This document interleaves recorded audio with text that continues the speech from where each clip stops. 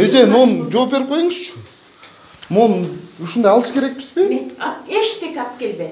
Биз дагы сенин аялыңды врач дагы имеет право отказаться. Давай анда. Мен сени менен келип алып эле тим эле жырмаңдап.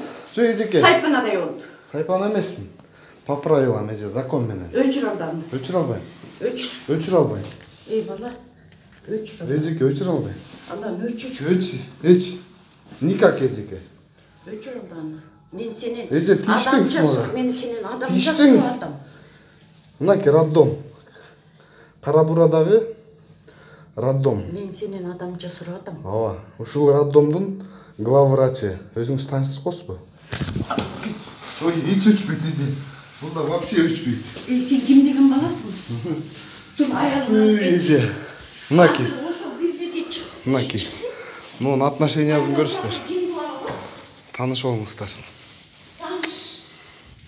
Айзиза, кеттик жүр. Бул жерден жыргап деле төрөй албайт экенсиң. Чык, жүр кеттик.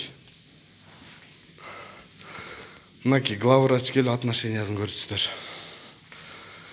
До конца барам. Не сахар берүү үчүн, нени карайт билбейм, ушу Талас областында Карабура районунун роддомун ушинтип текшерип койсоңуздар жакшы болот эле. Главврачтардын отношениясы. Келинчеги менен не деп атат билбейм. Бас, кеттик, бас. Айза, бас, кеттик, чык. Мен лично главврач принимать этпейм дегенденчи, мага эч кажети жок, берде төрөй албайбыз. Бас, өздөрү жооп берет, лично жолдон төрөйүн, жолдон. Мен до такой степени көрсөтөм булардычы эми. Этегиңерге чыгам.